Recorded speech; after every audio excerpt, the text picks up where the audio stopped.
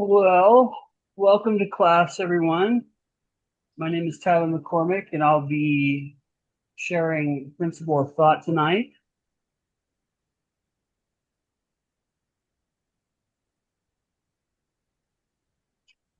So, as we always do, we briefly cover what is the seven principles that we talk about in Rapid Eye, beginning with thought, which is going to be our topic for tonight.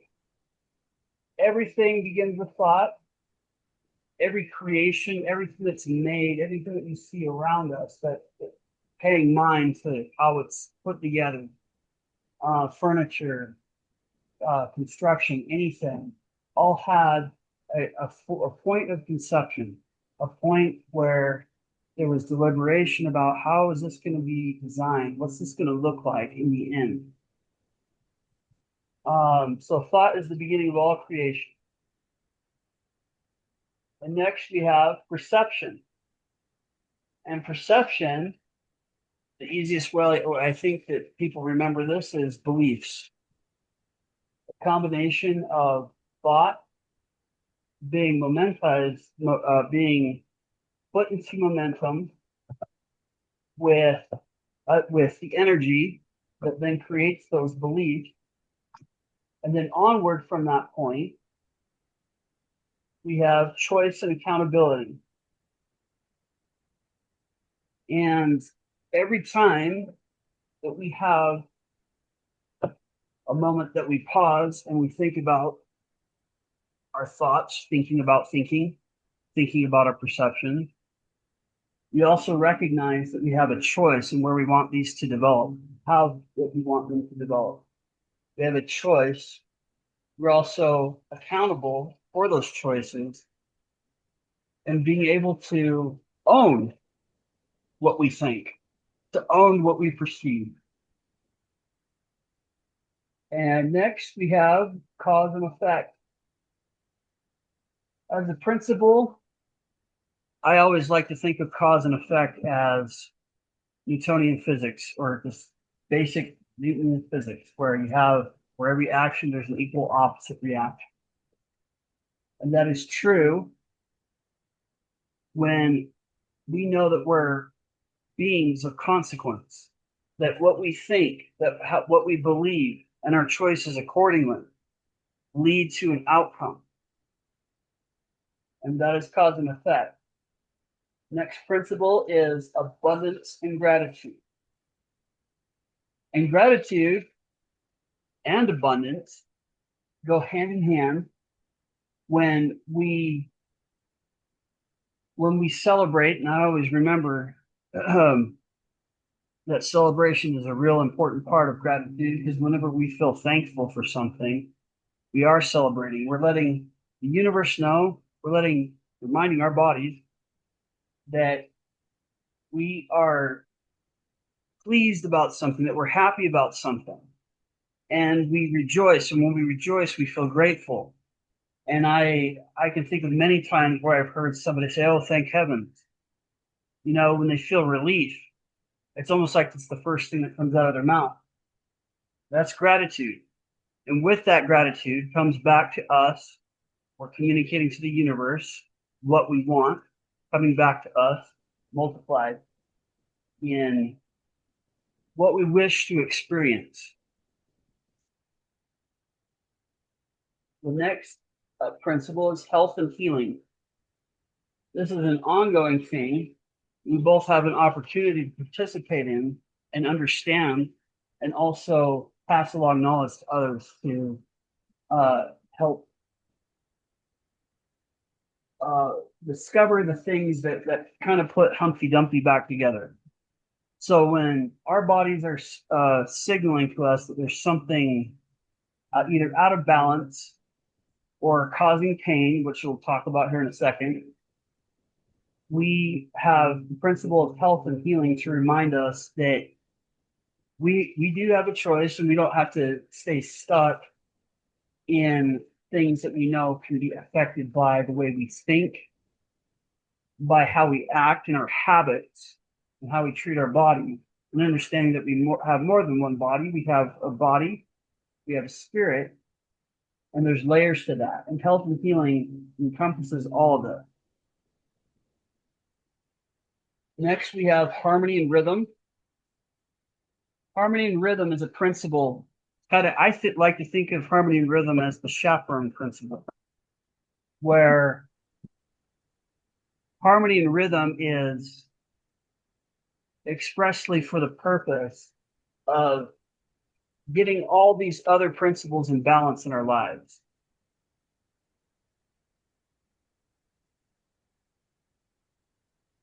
Hey, Alan. Yes, Could you, I'm having some trouble here up at the top. Can you admit the people that just came on? I did. Okay. So next, we're looking here at HHF, which in the Rapid Eye community stands for Help, Heart, and Fire. As we're learning about how to take care of ourselves, we also pass along that knowledge to others. But we also, in the community, know that we can send energy. We know on different levels and in varying degrees how energy works. We send energy if somebody's needing that energy. They don't have to tell a story. They basically send out an HHF, help my hair's on fire. We don't need to know the details, but we send them energy on their behalf with the intent to serve their highest and greatest good. The Rapid Eye 4-step self-care protocol is centric. And I am a very ardent supporter of the 4-step self-care protocol because I am very much a witness to its effectiveness. So I don't hesitate to tell anyone about it, told a lot of people about it. These things, this 4-step self-care protocol are not small. A lot of research has gone into it. They're there to help us stabilize. They're there to help us release stress and trauma. And so this is for the taking for anybody to access who wants these 4-step self-care protocol pamphlet or just information is available to everybody. So with the 4-step self-care protocol in mind, we recognize that we have moments where that 4-step self-care protocol is necessitated. We need it. And usually it comes in the form of a universal 2x4. The universal 2x4s are unpleasant. They're not the worst that can happen to us, but their presence, when we get a universal 2x4, it's better thought of as a friendly reminder so that we don't have them compound and turn into what we call a Mack truck. And personally, I love the opportunity to do the 4 steps self-care protocol because what I find myself doing is I'm managing those universal 2x4s. But then after everything's done, then I can step back and say, oh, why did that show up? Now I can take some inventory and now I can be a little bit more prepared. And at least in my experience, that's what's helped me is I can start to see what patterns are in my life to make adjustments that might be bringing on those 2x4s because nobody wants a Mack truck. And then a Mack truck is it's a whole bunch of 2x4s falling off a truck, if you will.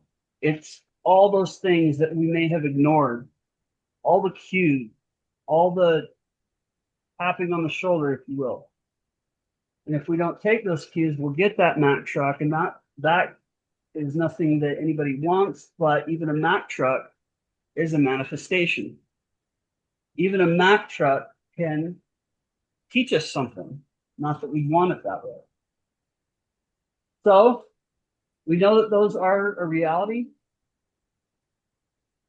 And when we pay attention, and especially when we pay attention inside now, we're paying attention to what our bodies are telling us. We're also paying attention to the reality that we're creating for ourselves. We're looking outside. We're seeing, we're noticing things. We're noticing, in my case, I've brought this up before, changing language. We're noticing, is there a shift in my outward activity or even our inward activity? Are we paying attention to these things? And that's what this pain reminds us of, this acronym, pain acronym. Finally, there's cancel that, which is a spoken verbal thing that we can do, communicate to ourselves, the universe, that we choose not to send out in a moment of haste, perhaps an angry thought or an angry statement or something negative that we wish to retract. We say cancel that because we know that these things that we put out, we're creators. They gain momentum. And if we don't want coming back to us multiplied, the things that we send out, we can choose to say cancel that. So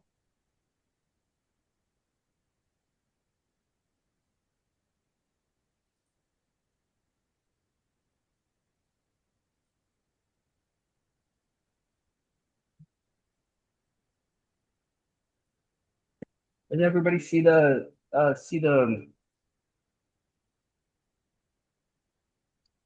Yep. okay, just double checking. All right, so this being the principle of thought, I like to use the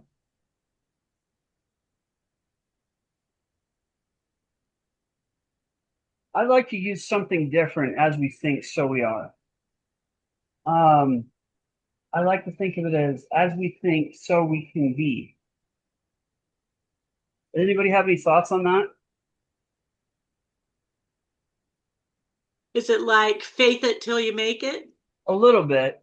So I always think of it in terms of flexibility. So if I say to myself, I think and so I am, I understand the principle of that it's a little finite. I like to think of it as we think, so we can be, reminding us that we have a choice in our thought. So I like the iteration of that. I just put it in a different way. I like to think of it as we think, so we can be.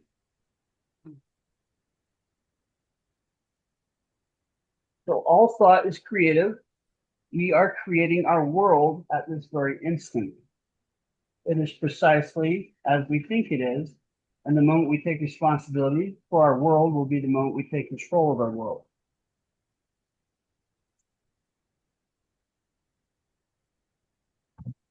That's deep. We can go ahead, Alan. Yeah, that's deep. It's like, okay, I don't think I like something. Let's see if I can think differently and see if how what changes. So I find that clean up the kitchen. I think, oh, it does look better. Right. I find that I find that at least for me that knowing that I have the power to change the latter half of my day, if I find that the first part of my day isn't going as well, I can literally change that whole latter part of my day. Because as we get up in the morning, we get going, the momentum's going, and albeit if we didn't meditate in the morning or we're too busy to think about it, we can say things to ourselves and think that the day is bad. That's not true. It's what we're telling ourselves. It's also things that are going inside our head, the thoughts that we're creating, the narrative, and we can change that. So we can image in anything we choose. What we fear today, we live tomorrow. What we are grateful for today, we live tomorrow. So in either case, we're going to live it if we choose it. If on a level with our thoughts, we choose it as it goes out from our creation and our creation of thoughts. So if you want to find the secrets of the universe, think in terms of energy, frequency, and vibration.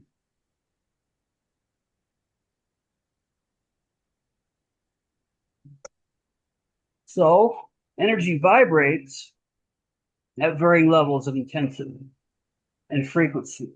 descending from highest to lowest in this order. My daughter just barely did a presentation for her class that was based off of that Japanese scientist who did experiments with water. And we did the experiment. we we subjected some a frozen baggie of water.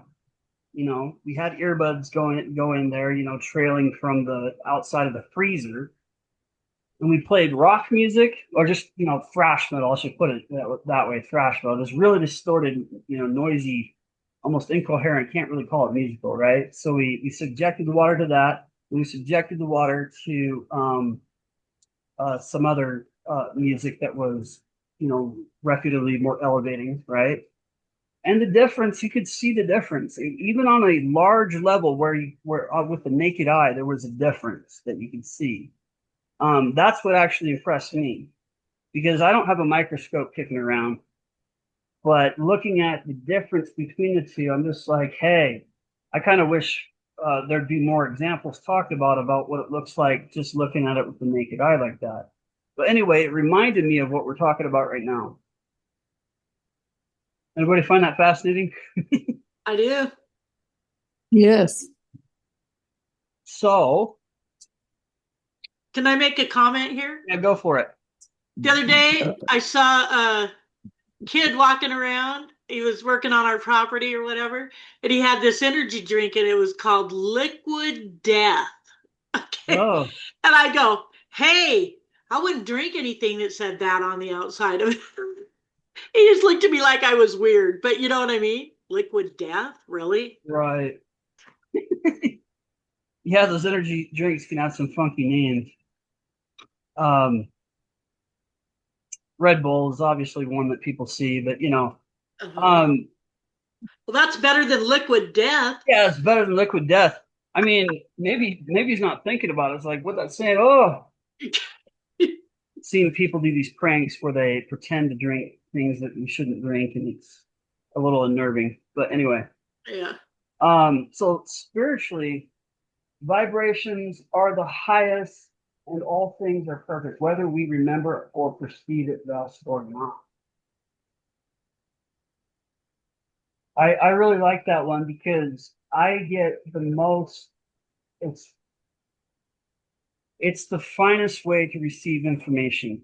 Does anybody else feel that way? At least in my experience, I think it's one of For the what? huh? I didn't catch what you said was the finest way. Finest way to receive Uh-huh. information. And let me define that a little bit. It's not just finest as in best. That's not exactly what I mean. But I mean it's the you can't get the kind of information spiritually in any other way than you get it from spirit. Right. That's right. That's mostly what I mean when I say finest. Mentally, we must reduce the frequency of the vibration of that affection to form an opinion of it. So our thoughts follow our memory, beliefs, fears, hopes, expectations. All this reminds me of what we do with pattern interrupts. We talk about spiritual, mental, emotional, physical. The vibration flows further to give us a feeling of it. So these feelings may be based on our perception from previous experience of fear. And physically, the vibration is the slowest, densest, and the point at which we can tangibly experience that reality.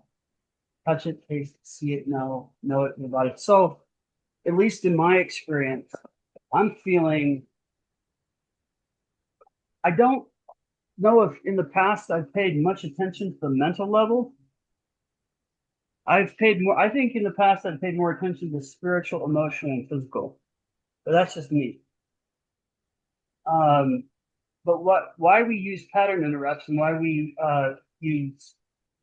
acknowledge the spiritual, mental, and emotional and physical level is that we have the opportunity, recognizing that these are layers of, you know, things that we create in our lives that at least when it comes to interrupting bad patterns, we can interrupt it at each of these levels. Oops. There you go. So we are electromagnetic beings. Has anybody ever rubbed a comb and held it up to running water? You know what I'm talking You need a about? comb you comb your hair with? Yeah, a comb that you comb your hair with. Have you ever rubbed your hair with that comb and then held it up to a running stream of water? Maybe not. Yeah, No, no, no. bend. It'll bend with the presence of the statically charged comb. Oh, So It'll, we have that same uh, electromagnetic presence, not electrostatic, it's electromagnetic. But we also know that that emotions are a magnetic component, and that thought is an electric component. So you go, thought is an electric component, emotion is a magnetic component, and then belief is a combination of those two, electromagnetic, and then that manifests into reality. Atoms have an electromagnetic field.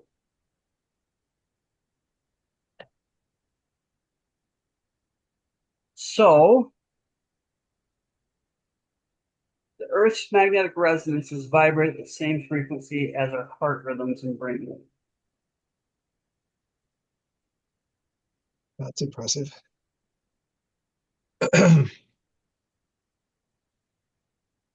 So there's also an electromagnetic field of the heart, and I have an entire song that covers this. I'll never forget the doctor who Francisco Torrent Quas, who really made a big deal about explaining what the heart really is, and that previously was thought of as a pump, and it's understandable why, but there is an electromagnetic component that perhaps in earlier times was not as observed as keenly.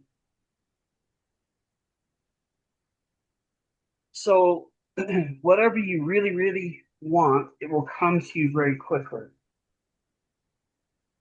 So whatever you really, really don't want will come to you very quickly. And if you ask my father, even quicker. My father, he's been in a couple branches of the military. He started out in the Air Force, but he eventually went to serve in the National Guard. But he did a lot of parachute jumps, and he had this experience where he was trying to avoid running into this cement cinder block when he was trying to land from one of his jumps. And he was so fixated on avoiding it that he ran right into it. I'll never forget him talking about that. And it reminds me of this. It says, what you really, really, really don't want will come to you very quickly. And in his words, he'd probably say even quicker. So there's another song for that too. Worry is a prayer for what you don't want. I also know that it's okay to have concerns. The difference is the energy that we give those concerns. Are we giving any concern that we have at any time in our lives too much energy? That's a good question to ask ourselves. Determine the essence of what it is that you really, really, really want in your life.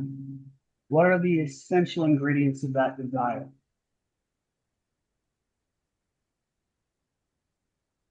Any thoughts?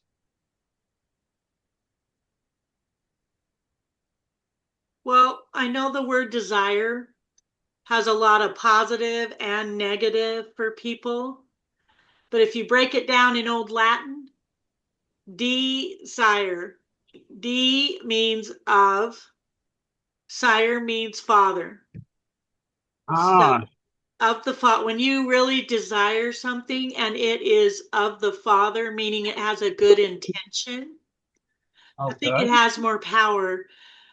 You can also have a desire in a negative way and give it a lot of energy, angry energy too. But I often think to myself, yeah, the righteous desires of our heart, meaning Right. Yeah, of the Father. I think I'm, those are the things that we all really want. thank you for sharing that because I have a comment about that. There's a Spanish word for desire. It's called ganas. Ganas. Mhm. Yeah. Anybody heard of that? Yes. Haven't. Ganas is translated to English means desire, but it separates the word want from something more. Because you see, it's like this. It's like if you want something, are you cultivating that want? And that's where a cultivation of that want leads to what we have in the English language as desire. We're cultivating the want. We're giving it energy.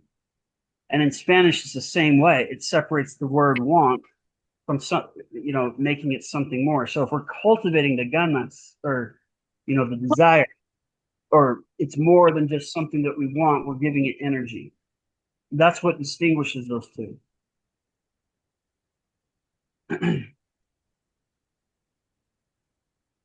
So 17 seconds of pure thought is equivalent to 2,000 action hours. Talk about cultivation, right? So 34 seconds of pure thought is equivalent to 20,000 action hours. 51 seconds of pure thought is equivalent to 200,000 action hours. 68 seconds of pure thought is equivalent to over 2 million action hours. What are we left with that? Holy I mean, Well, it just shows you that intention is everything. intention is The everything. thought of it and how much energy that you give that thought, that's amazing. You know what? I'm telling the whole universe, I'm ready for the lottery. I'm ready. I'm willing. And Renee has taught us that if we spend the early morning hours giving focus and clarity to what we want, we're doing basically what this is talking about. We do it for 17 seconds, and it translates to what it does per time that we give it, according to this. And her recommendation is to spend at least 15 minutes in the morning giving meditative clarity to what we want, so that we will manifest that throughout our day or throughout our weeks, throughout our months, throughout our years. That's cool. Wow. So I want to share what I'm hearing is energy follows your thought, but focus grows it or intensifies it. Yes, the focus is a really important part. It's like I was saying about the words, the difference between, I'll just use the English language as the example. The difference between want and desire. Desire is a cultivation of want. Mm-hmm. It's giving it energy, giving it focus. Yeah, thank you for commenting. A grateful heart is a magnet for miracles. So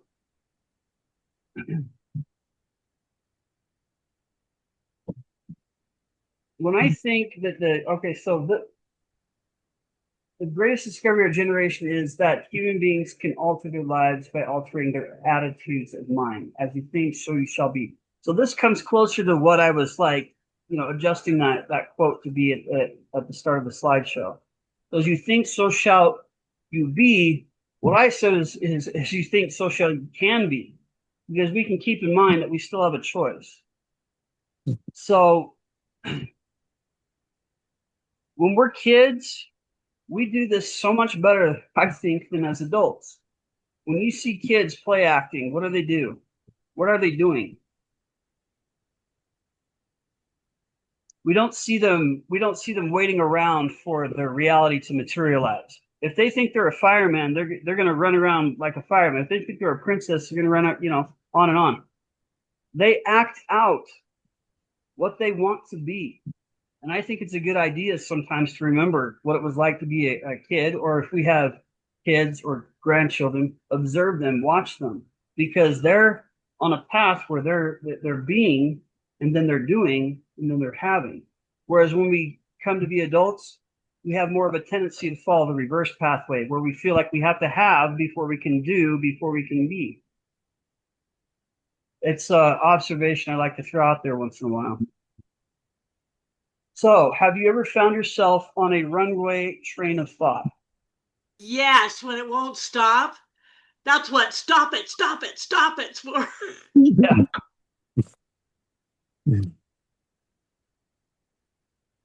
Yeah, when I find myself on, I call it like a loop. I keep looping over the same things that I don't want to really focus on, and I just keep going back to it. I have to say, I tell myself to stop it. Like, okay, just break it at that moment. And every time it starts up again, break it in. After a while, it just goes away.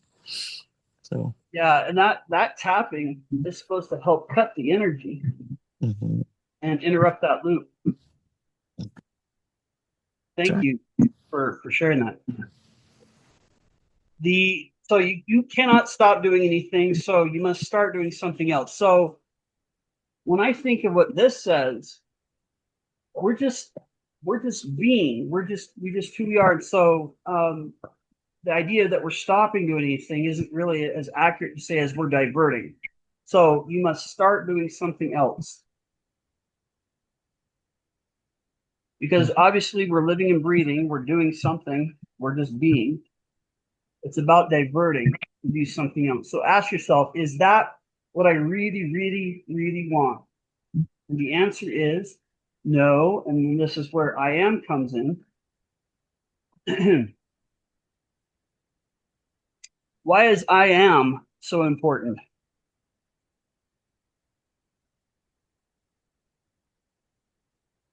Well, I just read the study that the Ivy League schools did that when you say anything with I am, it's attached to identity. You can feel all you want. Feel fat, feel ugly, feel wrong, feel bad, feel good, feel joy.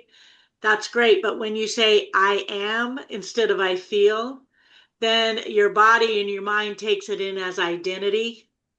I am, of course, is also known as the name of God. I am Yeah. that I am. Yeah. So, yeah, it's pretty powerful. You only want to say I am with the positive, is what I took away from that. Yeah, I agree. Thanks for commenting on that. That's really important to make the distinction. My wife has recognized that my language has changed. I catch myself all the time slowing down if I say anything about being tired. I catch myself if I start to say I am, I immediately change it and say I feel. But the great thing is that if we want to increase identity in anything that we find that we want, whether it's alertness, fun, effective, determined, creative, balanced, strong, whatever it is, there are ways to reinforce what we want. In Rapid Eye, we do tapping. And so we will do what's called affirmations. And it's related to the same gamut points of tapping that we see in the 4-step client self-care protocol.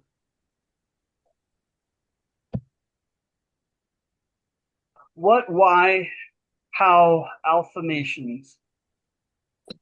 So what's an affirmation? Agreeing with the universe. That's actually a good way to put it.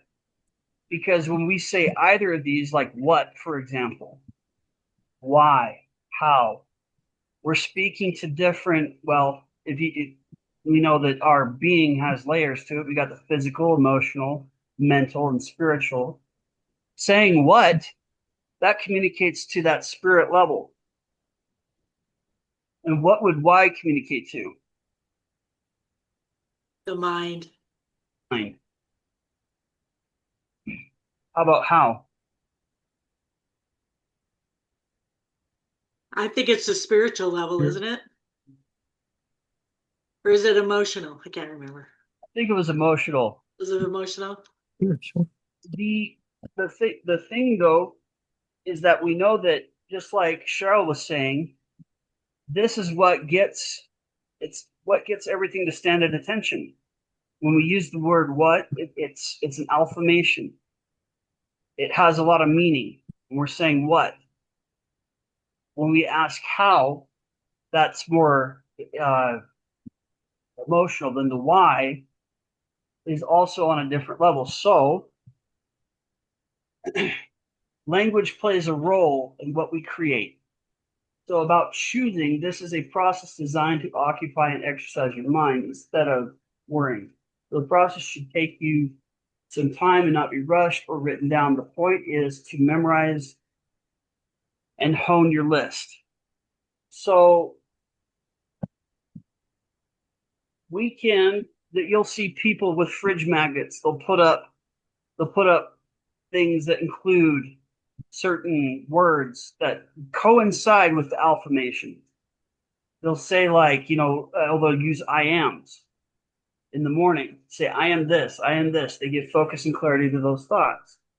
And that creates their identity. I know people that do this very routinely. I'm getting there. Still working on it. So the negative words that come up are as valuable as positive ones. So why would the negative words be as valuable? Awareness.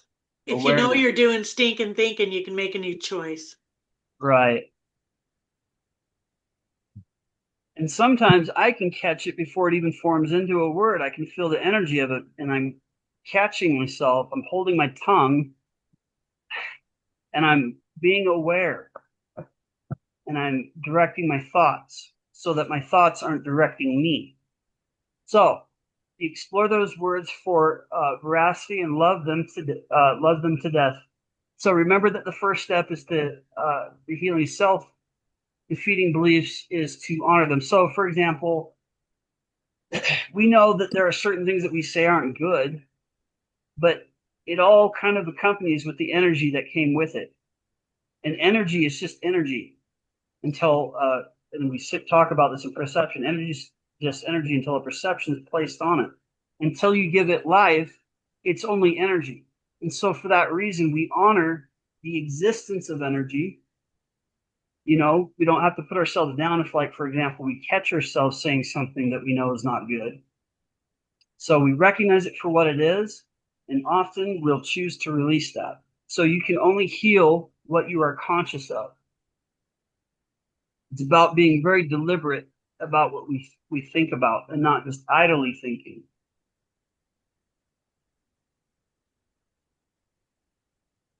So Ken Carey describes emotions as ill spirits that reside within us and arise as bubbles. And a bubble is a void contained within a thin surface tension coating. Ken suggests that the void is really love within and without. So Ken further describes the surface tension coating as the ill spirit or emotion, delicate and temporary.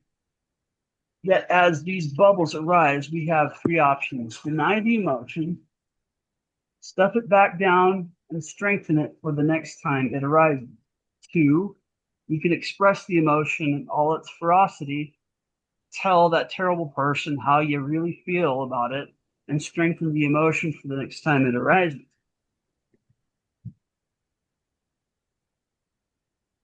Or we can embrace the emotion, give it what it only ever wants, which is to be one in love. So, in terms of frequency, what is love?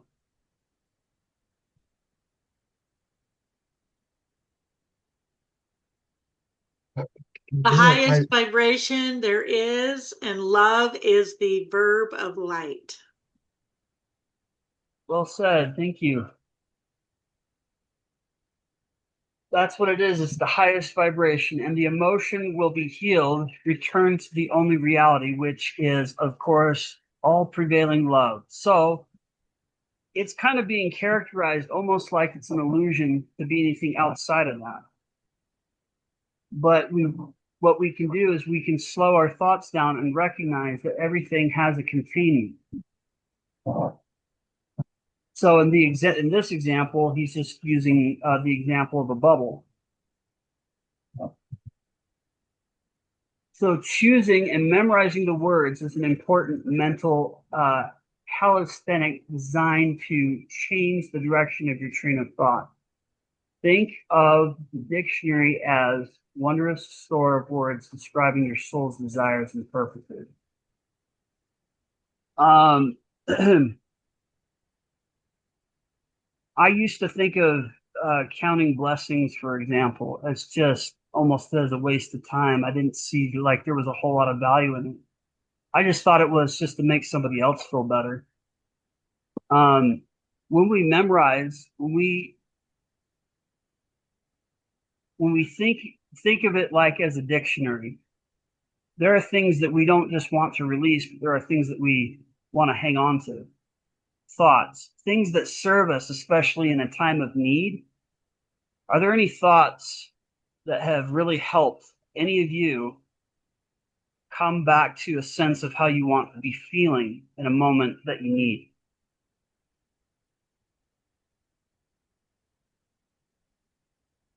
Can you repeat the question? So, have any of you had thoughts that have served you very well in a moment of need when you weren't feeling as good? This That's a good too, way of putting it. this too shall pass. This too shall pass. Is that okay? That's a good one. This is only temporary. It was only temporary. That's good. Tomorrow is another day. It's a new day. Yeah, good one. And for me, I package my thoughts and experiences. The things that I used to think were just kind of like, well, it's all about the here and now. I used to think it was all about the here and now. And so I didn't allow myself in the past to draw upon former experiences that were positive to serve me at a time where I needed them. But that's what this is about, choosing and memorizing. So, and of course, there's a word that can really just unravel those experiences. That it doesn't really take much. So allowing these words to wax on, nurturing, savoring, memorizing them until they become a part of your every waking moment. And when you answer the call of nature in the night, the words are running as you arise.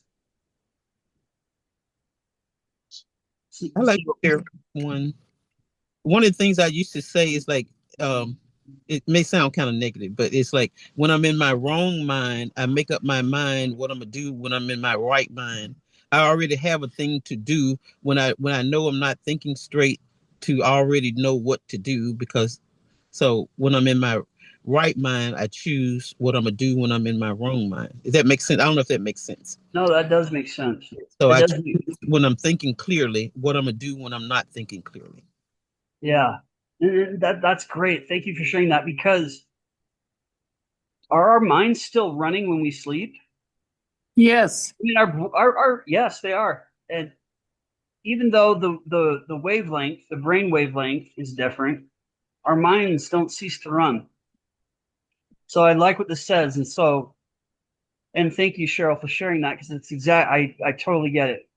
So when we make a concerted effort to choose what thoughts will be, make the most of what we want, we take it to when we go to sleep. And so when you answer the call of nature in the night, is what it's saying, the words are running as you arise. So remember that words are vibrations of the thought or principle that you espouse. And if you are even cognizant of that word, it is your vibratory signature. In other words, as a man thinketh, so is he. And I like to say, so can he be. You cannot think what you are not. Therefore, if you vibe with a word, that word describes you at your I am being.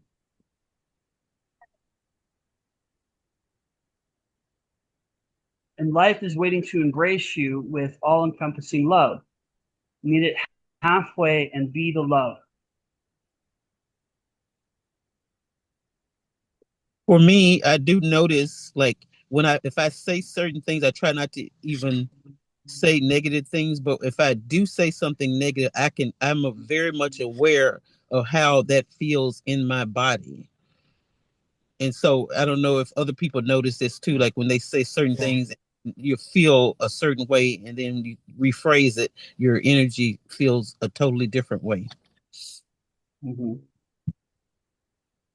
That is true. Thank you for sharing that. I love being able to detect things before they form into words. Like in my experience, I can feel and catch myself when I'm feeling negative. I feel the energy before it forms. There's a lot that can be learned from listening to ourselves and our body, because when we get busy, being busy doesn't necessarily allow us to keep track of what we're thinking. It's not always easy to keep track of the narratives in our head when we're simply just busy. So it pays to slow down by giving it deliberate focus and meditating. So 3 principles of manifestation. So the principle of creative thought, what we believe is what we create. The principle of mental clearing, we must clear out our self-limiting beliefs before we can manifest new beliefs. And there's the principle of vision. In order to manifest, we must have a clear vision of what we want to create. I'm going to pause. This is actually the end of what I intended for the slideshow.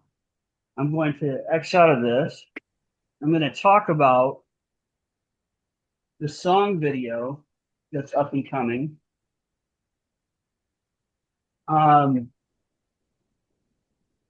If anybody doesn't know what this is, just let me know. But we all know what women's suffrage is, right? We all know what? We couldn't tell what you were saying. Women's suffrage. I don't know what that is. It's women's right to vote. Right. It's all the women who fought for our right to vote and to be, women have the same rights as men. Right. Oh, I do know that. That's true. And sometimes I think like in our day and age, it's easy to take for granted because we live in a time and age where at least the notion of equality is put forth for men and women. But thinking of all the times, all the past centuries where women with the intent, with that focus to achieve that equality was a long, long journey. Can I say something here? Yeah. Okay. My husband went to Saudi Arabia to fight the war for Saudi Arabia for the Desert Storm. And it says that he told me he broke his heart to see how the women were treated in Saudi Arabia. You'd go to the door, and if a woman opened the door, her husband would get angry at her and kick her down into the basement. She had to cover her face. She had to get away. No one could even see her. No one could be in the same house with a woman unless she was in the basement. Awful. Yeah. Yeah, it's true. And we have that as an example of what was more common in the past. And we know that, for lack of a better way of saying this, for female ancestors, they carried a lot on their shoulders, but they had a focus that brought them to the point where being able to vote kind of represented that barrier being broken, and it paved the way and opened the doors for other things. And so that focus was built over centuries. It just didn't happen overnight. This song video that some of you are already familiar with kind of pays a nod to that women's suffrage theme, but it's also important to recognize the overall principle of picturing what comes out. That's the title of the song, is Picture What Comes Out. And when I wrote it, I felt a lot of there's a lot of things that came to me that I was writing down that didn't go in that direction that it ended up being. And some of you might have seen that previous version of it. I changed the words a little bit to make it more clear. Thank you, Alan, for showing me. But it is about giving clarity to our thoughts, but it's also about something else that we talked about in the slideshow, drawing upon our memory of past triumphs that keep that focus moving forward, being the power of thought that drives us to eventually achieve great things. So, Alan, were you going to say something? No. No? No. I just did that to wake you up. So,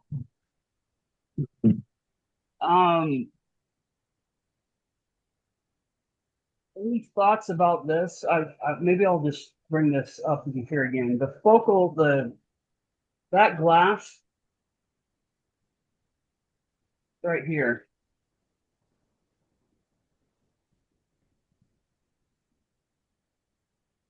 So, what do you think when you see that?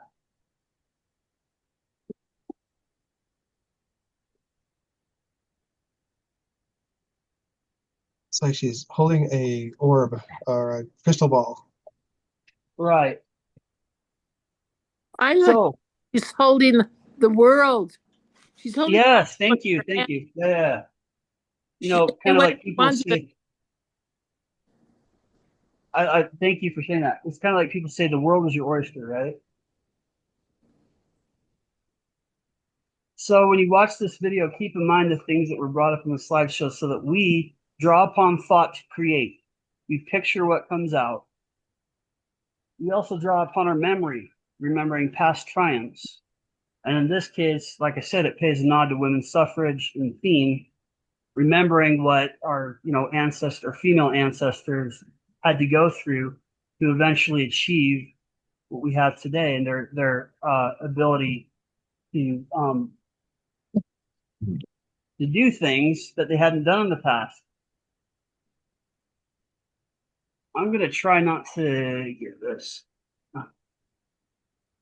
Can everybody see this? Can you still see the screen right here? Yes. I just want to make sure I don't lose anybody when I transfer. It's dark on my screen. Can you see this? It's still black. You haven't started it yet, right? No. I'm just going to double check that there we go. I can see it. All right. Thank you for the feedback. Okay, you should be able to see it now. No.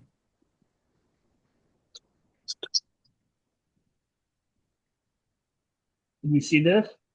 Yes. Yeah. Could you see the slideshow? It's a dark screen for me.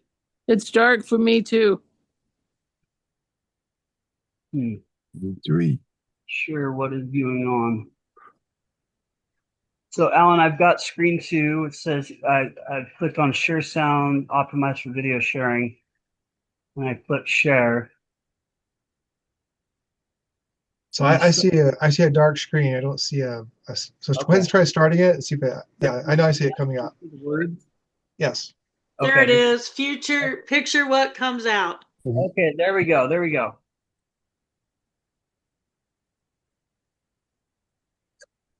That's good.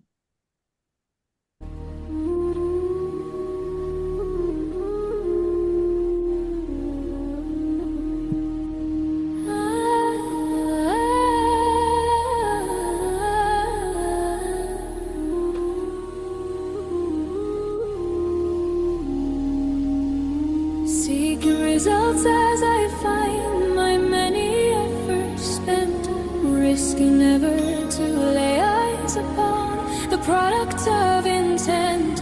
As I check out my surroundings check me out, looking at me, wondering why I could be in doubt. It's fair, I'm more than mere experience and more animate than not, above the still things of the earth, more than unmoving rocks. I'm the one that transfers them from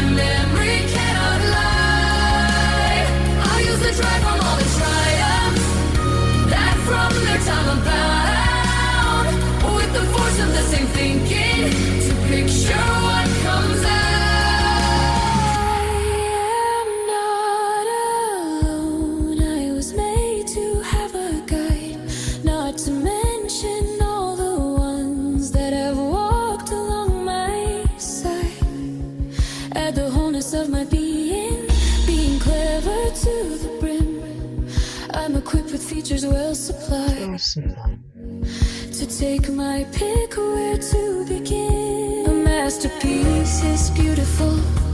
In my view, it comes around, recollecting its beginning, and how I wondered how I'm waiting for the next stage, looking past uncertainty aloud, fixed on using the same thinking to picture what comes out. My voyage is more valuable to recall all the times that thought has gone to completion. My memory cannot lie. I'll use the drive from all the triumphs that from their time abound, with the force of the same thinking to picture what comes out. My voyage is more valuable to recall all the times the thought has gone to completion. My memory cannot lie. I'll use the drive from all the triumphs that from their time abound, with the force of the same thinking to picture what comes out.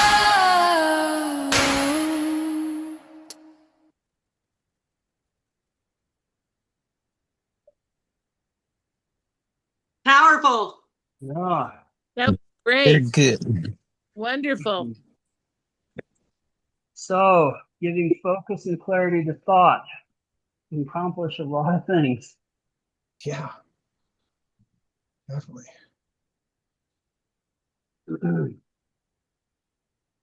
So we got like 2 minutes, and my intent was to be right on the nose, but You did it. Thank you, Tyler, for being willing to focus your how you say it about the principle of thought, because everybody says it a little bit differently. So thank you for preparing class, and thanks everybody for tuning in. Linnell, this is Margie. Hi, Annie. I've lost your contact on my phone. Oh, okay. Let me see if I've got you here. You could probably stop recording. I'll just say hi. Yeah, I've got you, Margie. How am I going to get your number? I'm going to text you right now, and then you'll have it. Oh, thank you so much.